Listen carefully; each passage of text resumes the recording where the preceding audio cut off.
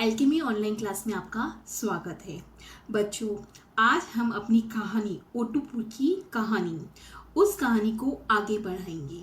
बच्चों, जहाँ हमने इस कहानी में पहले देखा कि ये गांव कितना हरा भरा था, पेड़ों से पूरा गांव हरा भरा था, फलों से लगा हुआ था, शुद्ध हवा थी जहाँ पे बच्चों को प्रेरित किया जाता था। वहीं एक ऐसे इंसान के आ जाने से, जलन सिंह नाम के एक इंसान के आ जाने से उसने लोगों को लालच दिया और उन लोगों ने गांव के पेड़ काट दिए। पेड़ के साथ साथ फलों को भी नुकसान पहुंचाना शुरू कर दिया। जब बच्चों ने ये बात अपने माता पिता से कही तो उनकी बात किसी ने नहीं सुनी। वहीं आज हम इस कहानी में देखेंगे कि कैसे जलन सिंह, जहाँ उसने बड़ों को तो बहकाया ही था, उसने बच्चों को भी लालच देना शुरू कर दिया और उसी लालच के शिकार की वजह से पूरा गांव नष्ट हो जाता है। बच्चों की आदतें बिगड़ जाती हैं, बच्चों को बीमारियां घेर लेती हैं और हम देखेंगे कि बिना हवा, शुद्ध हवा के लोग बीमार कैसे पड़ते हैं। तो बच्चों, आज हम इस कहानी में बहुत कुछ सीखेंगे, साथ में ये कहानी हमें बहुत अच्छी सीख दे रही है। तो चलते हैं हम हमारी कहानी की तरफ। धीरे धीरे जलन सिंह ने बच्चों को भी लालच के जाल में फंसाना शुरू कर दिया। वह सभी बच्चों को चिप्स, टॉफ़ी जैसी चीज़ों की आदत लगाने लगा। जलन सिंह जो व्यक्ति था वो इतना लालची था कि उसने बच्चों को भी नहीं छोड़ा। उसने बच्चों को चिप्स और टॉफ़ी जैसी चीज़ें दे दी ताकि उनकी आदतें बिगड़ जाए। बच्चे घर का खाना छोड़कर इन सब चीज़ों से ही अपना पेट भरने लगे। सभी लोग और बच्चे अब तरह तरह की बीमारियों का शिकार होने लगे। पेड़ कम होने से गांव में दिन भर धूल उड़ती और वहाँ के लोगों और बच्चों को सांस की बीमारी होने लगी। तो बच्चों, आपने देखा कि पेड़ हमारे जीवन में कितना महत्व रखते हैं कि पेड़ के कट जाने से, पेड़ नहीं होने से हमें बहुत तरह की बीमारियों का भी सामना करना पड़ता है, जैसे ये ओटूपुर के लोगों को करना पड़ा जलन सिंह की वजह से। पेड़ कम होने से बारिश का पानी नदी में बहकर चला जाता। इस तरह गांव में पानी की कमी होने लगी और एक दिन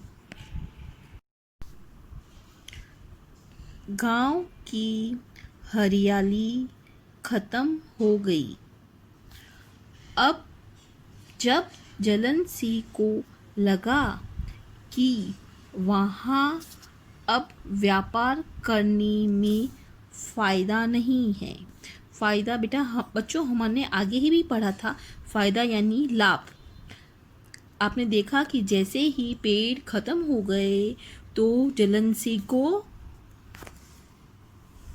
सिंह ने क्या किया कि अब उसे लगा कि अब यहाँ पे व्यापार करने से मुझे कोई भी लाभ नहीं होने वाला है।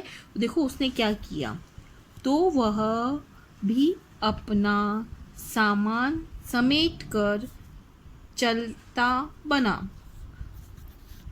गांव के लोग जब तक अपनी गलती समझ पाते तब तक बहुत देर हो चुकी थी। वह गांव एक बंजर यानी जिस पर कुछ न उगता, ऐसी ज़मीन को क्या कहते हैं हम लोग? बंजर जमीन सा लगने लगा। धूल भरी हवा ने ताज़ी हवा का स्थान ले लिया। धूल भरी हवा से मतलब है कि अब आकाश में चारों तरफ, जहाँ ताज़ी हवा बहती थी, चारों तरफ पेड़ पौधे होने की वजह से चारों तरफ हरियाली रहती थी, वहाँ अब क्योंकि बंजर भूमि हो गई थी तो चारों तरफ क्या उड़ने लगी? धूल उड़ने लगी। लोग अब गांव से आकर्षित मतलब अपनी ओर खींचना। जो गांव लोगों को आकर्षित करता था अब वो गांव आकर्षित नहीं होने लगा। लोग अब गांव से आकर्षित नहीं होते थे। लोग गांव छोड़कर शहरों में जाने लगे और यह गांव अपनी चमक खो बैठा। कहानी। भारत के पूर्वी भाग में नीली नदी के किनारे ओटोपुर नाम का एक गांव था। यह गांव अपनी हरियाली के लिए दूर दूर तक जाना जाता था। हरियाली की वजह से लोग यहाँ ताजी हवा में सांस लेते थे। दूसरे गांवों के लोग भी अपने गांव को ओटोपुर की ही तरह बनाना चाहते थे। जो भी इस गांव में आता वो यहीं बसना चाहता था। वैसे तो धरती माँ ने इस गांव को खूबसूरती का वरदान तो दिया ही था, पर यहाँ के लोग, यहाँ के बच्चे भी उस सुंदरता को बनाए रखने के लिए हमेशा कोशिश करते रहते थे। यही कारण था कि चारों ओर आम, अनार, कटहल, नारियल आदि के पेड़ ही पेड़ नजर आते थे। आखिर क्यों अलग दिखता था यह गांव? हम अपनी छोटी छोटी कोशिशों से ही बड़े बन जाते हैं, और यही सीख ओटोपुर के सभी बच्चों को दी गई थी। इस गांव के बच्चे जब 2 वर्ष के हो जाते थे तो उन्हें अपने जन्मदिन पर 2 पौधे लगाने होते थे। इस तरह जिसकी जितनी आयु होती उसे उतने ही पौधे लगाने होते थे। हर जन्मदिन पर गांव के सभी बच्चों को भरपेट खाना खिलाया जाता था और उन्हें रिटर्न गिफ्ट में नन्हे पौधे दिए जाते। उन्हें बताया जाता था कि ये नन्हे पौधे हमारी प्राण वायु ऑक्सीजन को साफ करके हमें स्वस्थ जीवन देंगे। यही कारण था कि ये बच्चे धरती माँ द्वारा दी गई खूबसूरती को बनाए रखने की जी तोड़ कोशिश करते थे। इसी कारण से इस गांव का नाम ओटोपुर पड़ा था। एक दिन उस गांव में जलन सिंह नाम का व्यापारी आया। वह बहुत लालची था। इतने सारे पेड़ पौधों को देखकर उसके मन में लालच आ गया। वह वहां के लोगों को तरह तरह के लालच देने लगा। उसकी बातों में भोले भाले गांव वाले आ गए। लाभ कमाने के चक्कर में पेड़ों को काटने लगे। फिर उन पेड़ों को सुखाकर लकड़ी कारखानों को भेजी जाने लगी। गांव में पेड़ों पर लगे फलों को भी दवाई डालकर पकाया जाने लगा। लोग घरेलू खाद की जगह ज्यादा रसायन का इस्तेमाल करने लगे। पेड़ कटने से झूले भी कम पड़ने लगे। पेड़ की छाया न होने से लोगों और बच्चों का आपस में मिलना जुलना कम हो गया। गांव के बच्चों ने अपने माता पिता से इस बारे में बात की, पर उनकी बात अनसुनी कर दी गई। धीरे धीरे जलन सिंह ने बच्चों को भी लालच के जाल में फंसाना शुरू कर दिया। वह सभी बच्चों को चिप्स, टॉफी जैसी चीजों की आदत लगाने लगा।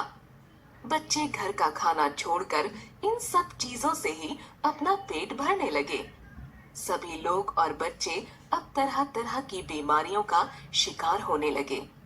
पेड़ कम होने से गांव में दिन भर धूल उड़ती और वहां के लोगों और बच्चों को सांस की बीमारी होने लगी। पेड़ कम होने से बारिश का पानी नदी में बहकर चला जाता और इस तरह गांव में पानी की कमी होने लगी और एक दिन गांव की हरियाली खत्म हो गई। जब जलन सिंह को लगा कि वहां अब व्यापार में कोई फायदा नहीं है, तो वह भी अपना सामान समेटकर चलता बना। गांव के लोग जब तक अपनी गलती समझ पाते तब तक बहुत देर हो चुकी थी। वह गांव एक बंजर जमीन सा लगने लगा। धूल भरी हवा ने ताजी हवा का स्थान ले लिया। लोग अब गांव से आकर्षित नहीं होते थे। लोग गांव छोड़कर शहरों में जाने लगे और यह गांव अपनी चमक खो बैठा। सही उत्तर पर सही का निशान लगाओ। व्यापारी का क्या नाम था? जालिम सिंह, जलन सिंह, चतुर सिंह। क्या नाम था व्यापारी का? जलन सिंह। लकड़ी सुखाकर कहाँ भेजी जाने लगी? बाजार में, जंगल में, कारखानों में। कहाँ भेजी जाने लगी? कारखानों में। सबका मिलना जुलना क्यों कम हो गया? पेड़ की छाया न होने से, समय न होने से, दोनों ठीक है। क्यों मिलना जुलना कम हो गया था? पेड़ की छाया ना होने से। बच्चों, ये कहानी हमें कुछ सीख देती है।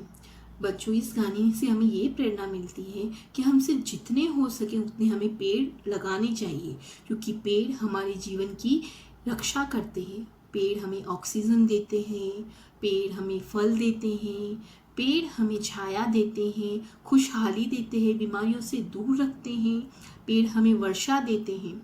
तो बच्चों, ये सारी सीख को हमें अपने जीवन में उतारना चाहिए और हमें भी अपने जन्मदिन पर एक एक पेड़ ज़रूर लगाना चाहिए और आपको ये चीज़ अपने जीवन में उतारनी है।